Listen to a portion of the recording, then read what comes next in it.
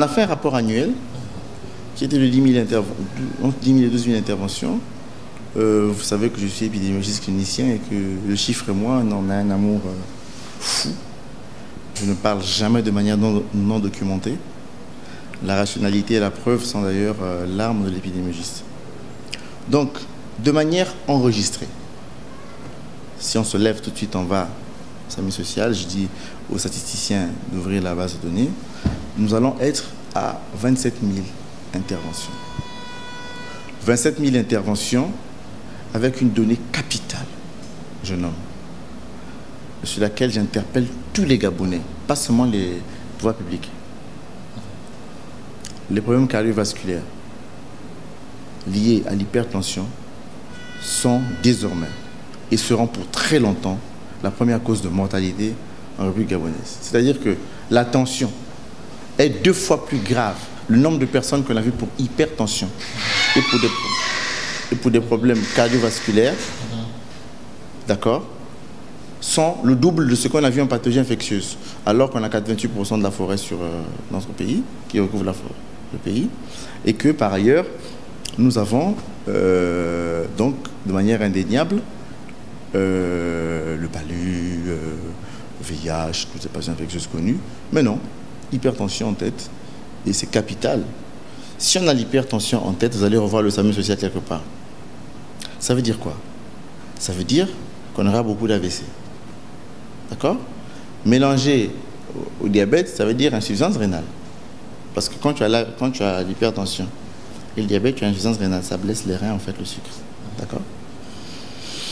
Qu'est-ce que ça veut dire en filigrane? Ça veut dire qu'avec un centre d'hémodialyse public de l'État qui a très peu de positions, on est vraiment en difficulté. Il faut installer des centres d'hémodialyse. Et le SAMU social sait très bien le faire. D'accord? Et puis, à côté de ça, il faut des moyens prédictifs. C'est pour ça que quand vous venez au SAMU social, on a beaucoup de tensiomètres. On a des défibrillateurs.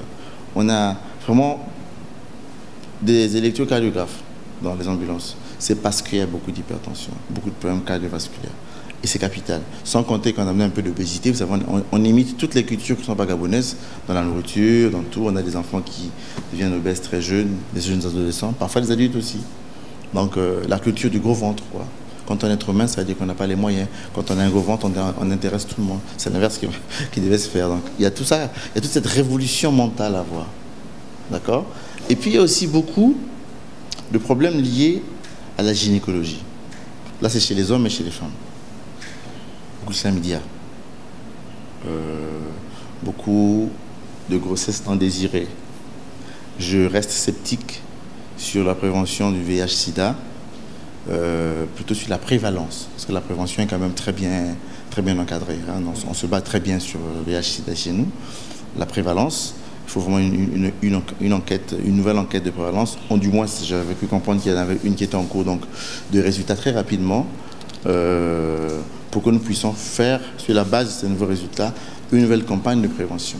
Et puis, vous savez qu'on a un modèle psychologique qui n'est pas négligeable.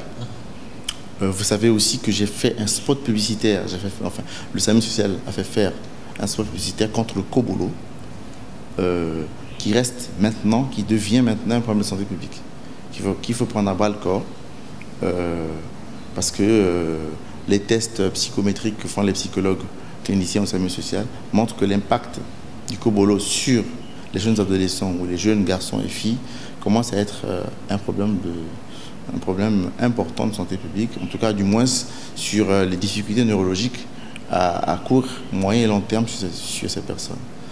Et puis des chiffres aussi importants.